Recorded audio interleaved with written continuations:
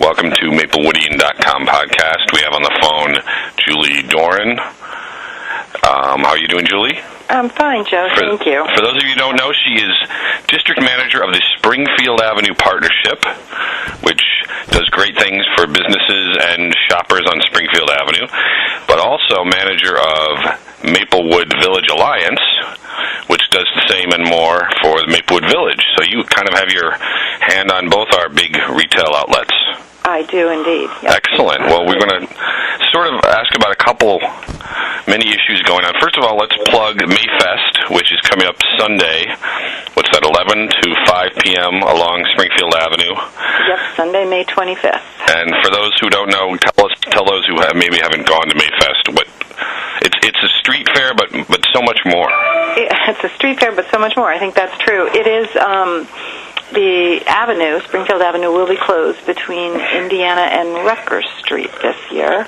It is a traditional street fair in many ways, but we try to add a local flair to it, if you will, or a local twist. There'll be a lot of vendors selling retail goods, crafts, arts, food vendors, traditional street fair food, and about 35 merchants from Springfield Avenue will also be out in front selling their food or retail goods or providing information about their businesses. A lot of the vendors will have games and activities for the kids. Some of our local merchants are sponsoring balloon twisters. There's a free petting zoo and a free train ride, courtesy of Milburn Audi and BCB Community Bank. Yes, and MapleWoodian.com will be there. We've been there in the past. And great. Now, are you going to have the car show as well? We're going to have classic cars. Not a car show. Right, but there's a few classic cars that are really fun to look watch. at. We will have some classic cars on the streets. It's not going to be a traditional car show that's juried with prizes, but there will be car shows along the avenue. We're going to have 3 stages this year. Oh, my God. Local bands performing at Stage 1, which is going to be near the corner of Prospect. We have a DJ and 5 of our merchants from Springfield Avenue doing performances and demos. Inspirational Dance, Viva Z Club, which is a Zumba studio, Blue Life Karate, Inspirational Dance will be performing, as well as LaChaney's Dance and Music Studio, all on Stage 2. And then on Stage 3, we have a fair band who will be down by Rutgers, who will be performing all day long. So it'll be very lively, lots of fun, inflatable rides for the kids. So it's just a nice day to be able to come out and be in the street, you know. And even though Maplewood Village is such a center of town and rightfully draws a lot of interest, it really is more of a street fair and more of a kind of a place you can really walk around and spend several hours at this fair, because the street is so long and wide and there's so many different activities. I know my kids love the petting zoo and the different food, and you really have some traditional food outlets that don't really come to that area a lot, and the rides. I mean, it really, you can go there and spend hours there and not run out of things to see and do. Absolutely, and it is, this Sunday the 25th, which is Memorial Day weekend, there's a lot of events in this town, so scheduling things is always tricky, but we always try to keep it to May. But last year it happened, there was a rain date, and it had to be canceled, and it was on Memorial Day weekend. This year it is just rain or shine, by the way. Now, what was the thought behind that? How rainy does it have to get? Very rainy. Yeah. Why was that decision made to really kind of keep it going no matter what? We found this in the village too, and a lot of professional street fair organizers work the same way. What happens when you have a rain date is a lot of these vendors, it's what they do for a living. They're pre-booked for all of the other dates, really through the fall. And even the merchants and local organizations who plan to attend, once you have to switch the date, they just can't make it. And so you get kind of a spotty event. And it just seems to work better this way. Knock wood, so far, the forecast looks great. But one of the things we found last year, I wasn't managing the partnership at that point in time, but when they did move it to Memorial Day, was that it's a really nice event for families who don't go away.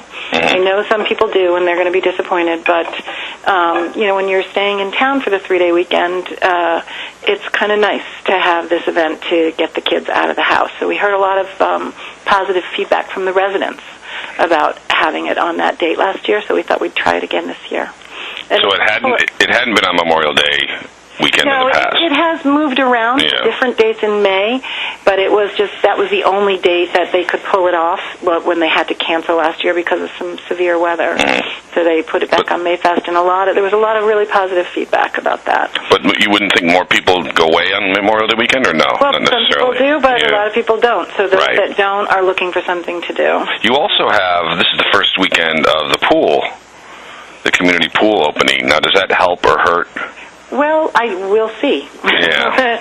I think it'll help. I think people are going to be over there. I think it's the same, kind of the same principle. It's nice that the pool's opening that early. There'll be people in town, and they'll be looking, for things to do. Right. One would think more people might stay around when the pool is open rather than maybe go to the shore if it's hot or other places. Right. That's true. You have people. A lot of people go down for a day or two, but not everybody goes away for the entire weekend. Especially nowadays with money tight as ever for a lot of people. Now you have the duck race on Monday. Is that I would think, again, that might draw people to stay in town more if there's a couple things going on. Yeah, I could see that.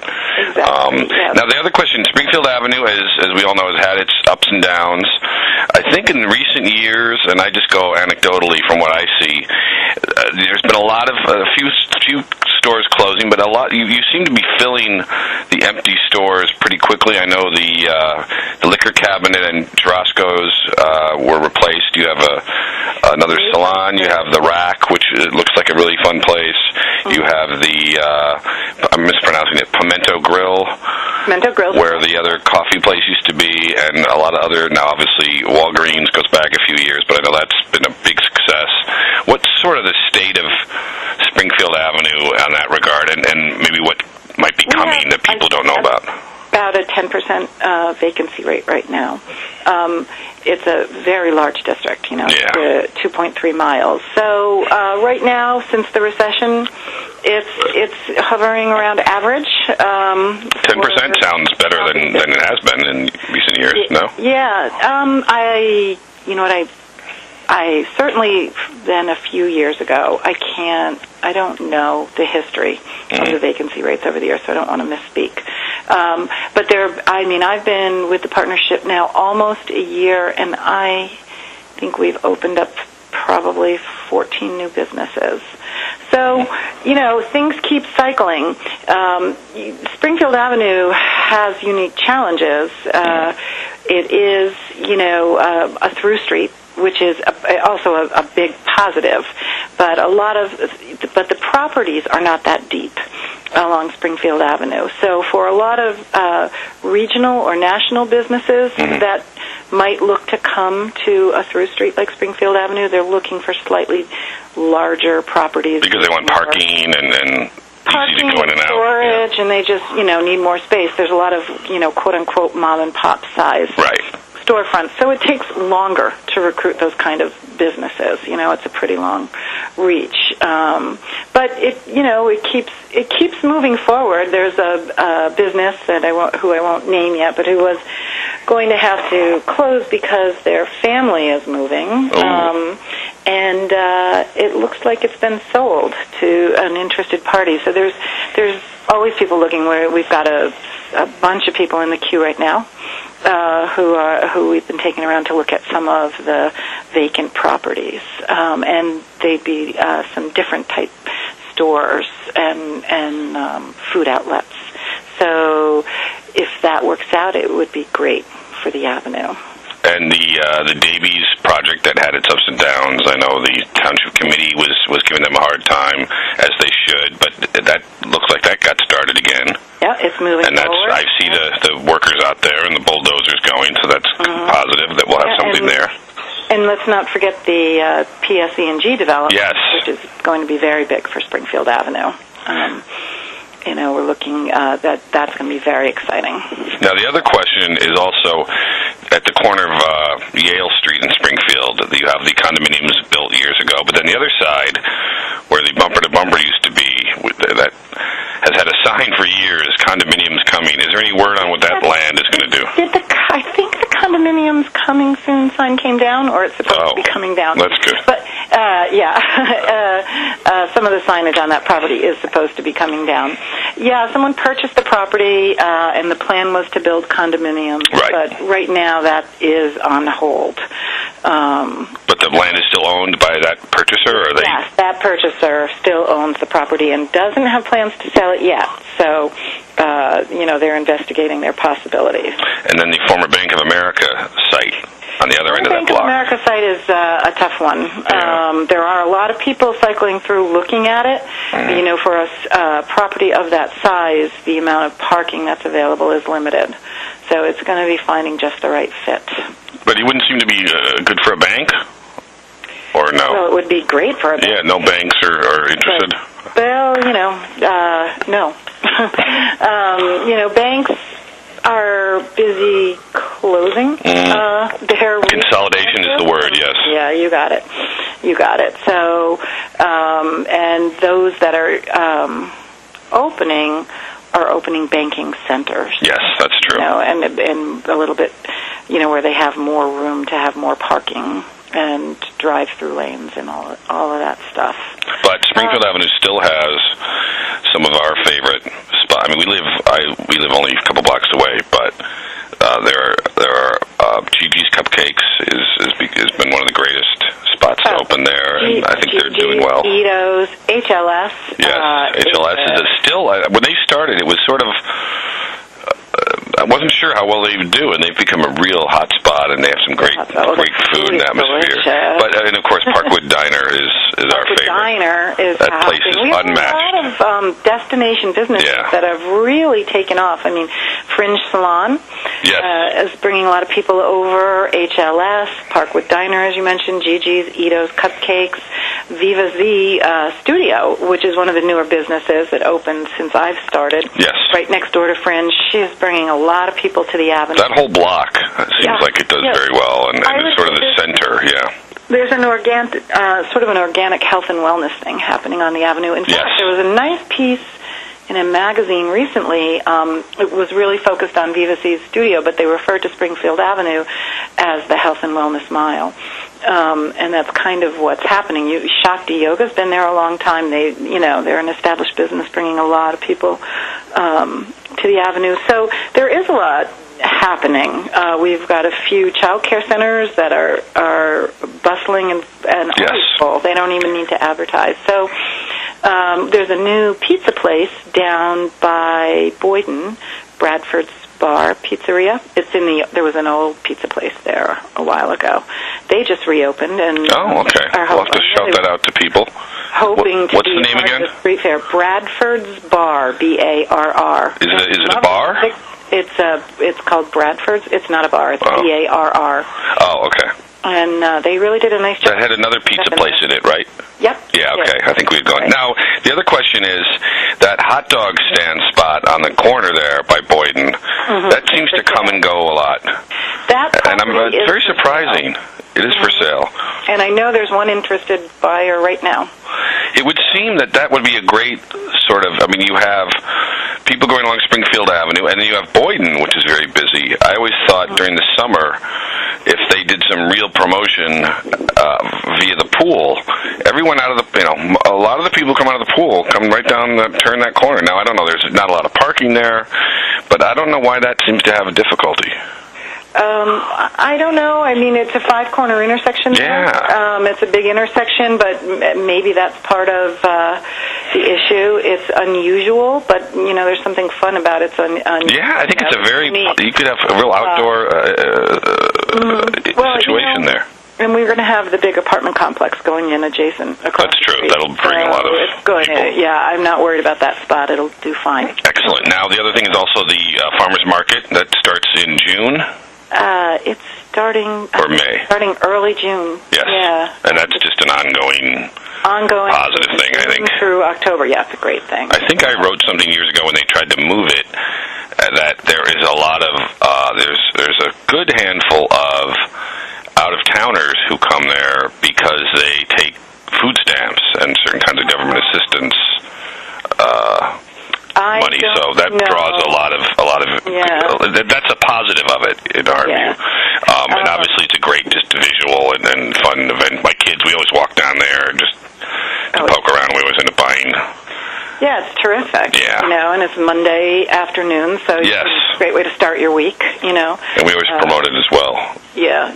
Now, the township really runs that, so I'm not sure. Yes, I understand, but it's definitely a Springfield Avenue positive element. But now, we wrote something about the cones in the middle of Springfield Avenue. Tell people what that's about. A traffic test. That's been killed. That was a traffic test to see if we could add islands, center islands, in various spots along Springfield Avenue. Mm-hmm. The purpose of which would have been was twofold, really: traffic calming and beautification. Yes. It would allow us to plant them. We were going to put trees in the middle, electrify the island so we could put white lights on the trees. And, the idea would be to make it, just to add another, dimension to the avenue. But the test really was unsuccessful. The township, traffic and engineering folks and police and fire safety all decided that it wouldn't work. So that idea has been killed. I think rightfully so. Well, it doesn't hurt to look into things, right? Right, exactly. And so then, it'll just be, okay, so we'll have to come up with our next plan about, how we can continue the beautification of Springfield Avenue. So any other new businesses in Springfield Avenue that you can reveal or efforts to promote? I had my list out before you asked me that question. No problem. Yeah, well, there's a lifestyle personal fitness center that opened up this past year right down near Chancellor. Really lovely guy, and he's picked up a pretty big following down there. Excellent. I mentioned Bradford's Bar. Gina's Hair Braiding moved into the old the liquor cabinet, right? And then the Rack Bakery and Cafe. Yeah, we went in there. That's a great spot, and a very open spot. If people want a place they can go in and relax and eat and drink and have a lot of room to kind of spread out, that they have a lot of space in there. Parking in the back, and there's a back entry. Yes. Now, do people use that back parking enough, do you think? I know that's always brought up. Yes, I think so. It's such a great spot. There's so much room there. It's great. The Viva Z and Fringe bring a lot of people who cycle through that parking lot. It's a really great parking area. It gives you access to a lot of Springfield Avenue. And there is a back door to Rack. Yeah, Rack has free Wi-Fi. They are and sofas and chairs. They're encouraging people to stay and hang out. Anybody who works from home and wants to get out and, do some work somewhere different for a while. Their baked goods are really delicious. Really lovely young women who've opened that spot up. Yeah. Let's see. I don't have my list right. There's plenty going on. There's plenty going on. Yeah, there really is. So, and we're hoping to keep it going. Excellent. Now let's turn to Maplewood Village, which obviously one of the big topics there is the post office redevelopment. Mm-hmm. And we follow that a lot. It's gotten a lot of interest and some opposition. I know what the last word was. The Maplewood Village Alliance had approved the latest plan, and now the planning board takes over. The design concept. Right. Yes, that was the role of the Maplewood Village Alliance at that point in time. Yes, it was a long process. We have a standing design review committee who's familiar with the design ordinances that exist for the village, who worked along with about 10 other volunteers from the community, all of whom have background in planning and development, architecture, different backgrounds. So they worked alongside L&M, the developers, with their proposals to come up with a building that seemed to meet everyone's needs, guidelines, and the redevelopment plan. And it was recommended for approval to the Village Alliance Board of Directors, and they did approve approved that a couple of months ago. This is still for the mixed-use retail, possibly a King's anchor. Well, it's mixed use, right? Ground floor retail, upper floor apartments. It's still, so the design concept's been approved by the Village Alliance, which allows it to go to the planning board.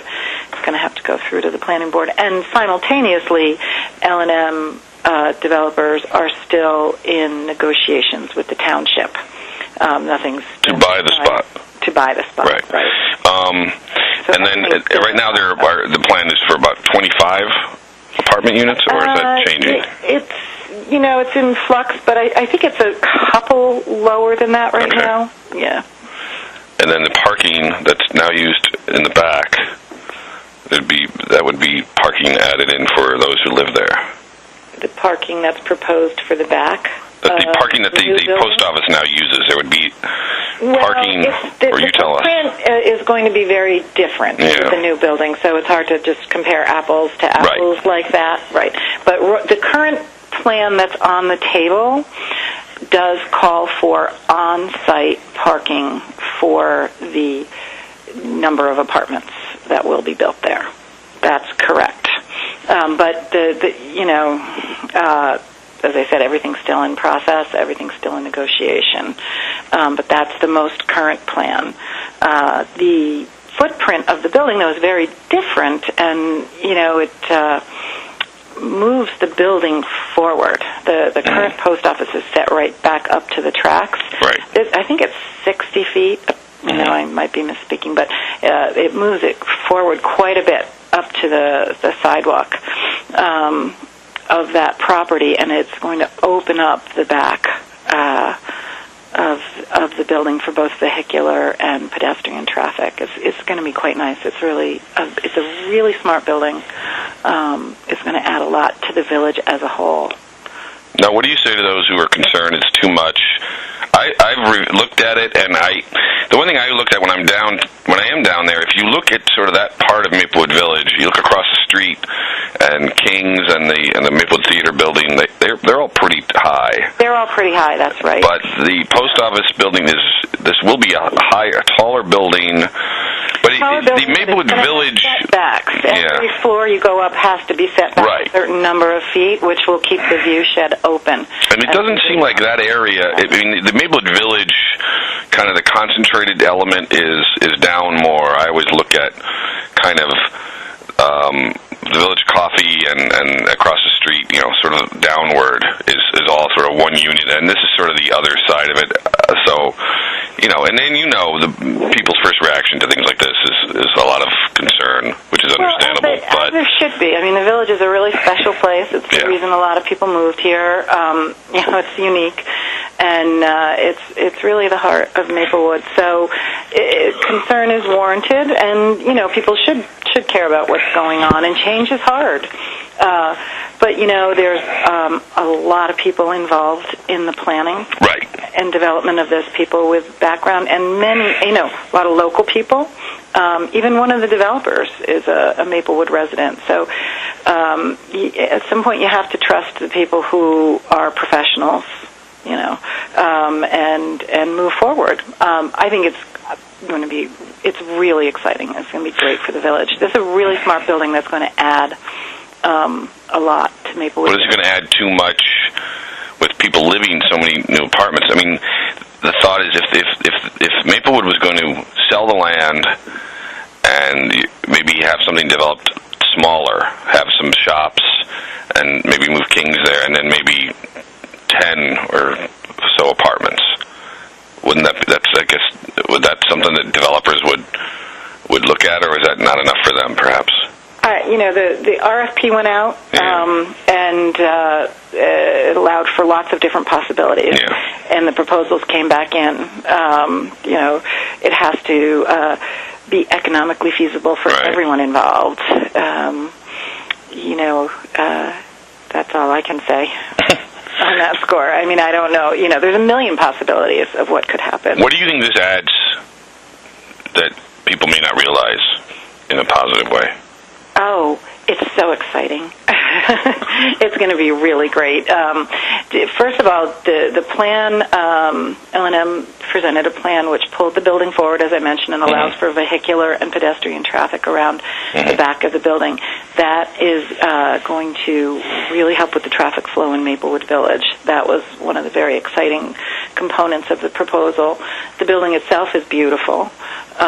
It's going to moving the building forward also allows a continuous street wall of retail, which is broken right after Village Coffee, as you mentioned. That's a real positive for a commercial district, so that's exciting.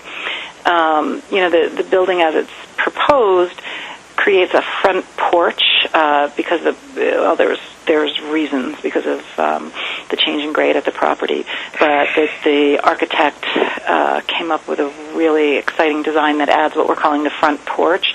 That kind of creates another outdoor space for Maplewood Village. That's going to be kind of fun.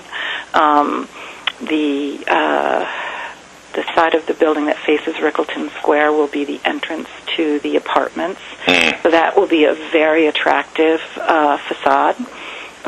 It will enhance, the Rickleton Square area. I think the businesses on the north end of Maplewood Avenue up there are going to really be enhanced by this development. And if King's does move across the street, and that's, obviously still a big if, we'll have a larger grocery store, and we will no longer have the trucks blocking Maplewood Avenue. Yes, I always. Which is a positive. Yeah. I'm always give great credit to drivers who can maneuver that. Right. That back. Absolutely. But yeah. Now, has there been any word from Kings? We talked to them, I guess, a year ago, and they told us they had not made a decision either way. But I don't have any news on that score. Yeah. But could they stay there and then you bring in another kind of grocery across the street at the news spot? Or I doubt that would happen. Yeah. I don't think any grocery store. Yes, they can stay there, and we want them to stay. Obviously. And they probably would. I mean, it's not like they're going to move out of town if they don't go across the street, right? No. So, right. I don't think there would be a grocery store that would entertain moving in across the street. Right. It would be something else then. Yeah. Okay. And then now the other thing is the parking behind that area, the women's club spot and the Highland Place, and obviously the mayor and the town committee have approved planning to merge those two and expand the women's club parking. What is the latest on that, and how do you think that would be? I believe it's being discussed at the May 20th Township Committee meeting. Right, which is Tuesday night. Is it really? Oh, man. Yeah. Time flies. Time flying. Yeah. The plan can be found on the township website. Right. But, yeah, it's to connect the Women's Club parking lot, which is now Municipal Lot number 3. Right. That's a big thing to plug. It's additional. Yeah, this is all public parking. Because I've had a lot of Saturdays now when I can't find a spot in that lot. But that means it's being used at least. Oh, yeah, it's being used. Behavior takes a long time to change. Yes. People don't know it's there or forget it's there, yes. And sometimes I even do it. I'm circling around looking for a spot, and I'm like, oh, yeah, let me check the women's club. Or 60 Woodland, as we're calling it. But, the plan would be to connect those two lots, which would also help to improve traffic flow around the village. Other than that, I'm not an engineer, so I don't know the details of the parking plan. But it would add more spaces to that area, yes. What do you think of any ideas about, do you think they would ever entertain any kind of parking garage or more decks in Maplewood Village, in some of these back lots? Who would entertain it? Anyone, the township, the people, the Village Alliance, the Township Committee. Is that something that gets discussed? A few layers of decks, but if they're behind the buildings on those current lots, it wouldn't seem to be a problem. I don't know who would entertain what. I mean, the township would entertains what they're asked to entertain. Yeah, is that anything that's been discussed or no? I think it's been discussed on and off for a lot longer than I've been around. Right. I think it's constantly discussed. There are so many variables in place. There's no question that the village needs more parking, a lot more parking to be able. If you were to apply current zoning laws to the businesses that we have in town now, in terms of required parking, we're like 600 spaces short or something. I believe it, sure. Sure. Yeah, so so in the sense that, does everyone think that more parking would be a positive thing? Yes. But, the variables are, where does it go, how does it impact other areas, and how do we pay for it? But it's always being considered, and possibilities are looked at, sure. Okay. I appreciate your time. Anything else we should know about Maplewood Village Alliance? What I thought we were going to talk about, Girls' Night Out, is June 5th. Thursday night, June 5th, our really most popular event of the year. Starts at 6 p.m. There'll be a registration tent down at the corner of Baker and Maplewood Avenue. At 6 p.m. in front of the Wells Fargo Bank. We'll have a live DJ, photo opportunities. We're going to have trunk shows, giveaways, specials at all the participating merchants, and you can go to maplewoodvillagenj.com starting next week to get all the details. And the other side of the other part of Girls' Night Out is that what is the discount and offerings that women get that they don't get on usual Thursday nights? Yeah, all the participating merchants will have something special going on in their store. Oftentimes they have food and drinks and prizes and giveaways and discounts and trunk shows. It's a variety of different things depending upon the merchant and what they are offering. And it's a really fun, popular night for all the ladies in town. It's a great time to go buy graduation gifts, Father's Day gifts, end-of-the-year teacher gifts. So grab your girlfriends, go out and do some shopping. We're going to have a Shop to Win promotion this year. The more you shop, the more chances you get to win. For every receipt you bring from a participating merchant from the evening of Girls' Night Out, you get an entry form, and we have gift certificates to Lorena's and many of the other merchants in town that will be giving away that night. Excellent. And anything else going on in Maplewood Village that we should know about? Lots going on, but we don't want to leave anything out, or upcoming new shops coming in, or anything of interest. There's a couple of vacancies right now, and there are some new shops coming in, but nothing that's announced to the public yet. So keep our eyes open, and we'll see what's going on. Excellent. Well, thank you, Julie. Okay, thank you. From both the Springfield Avenue Partnership and Maplewood Village Alliance, I think you're one of the first to do both. I think so. Which is probably good, because you can kind of have a handle on everything, but a lot of work for you. Yeah, definite synergies. Yes, well, I have a great assistant, Deb Yohannan, works with me and helps me keep everything in order. Excellent, and we'll make sure to remind everyone, Mayfest is this Sunday, May 25th, and Girls' Night Out is following Thursday, or a week later Thursday. Week later, yep. June 5th. June 5th. And many other events coming up, and you can check them out on our site and on your sites, and keep your eyes out on Springfield Avenue and in Maplewood Village for upcoming things. Thanks, Joe. Thank you very much. Be well.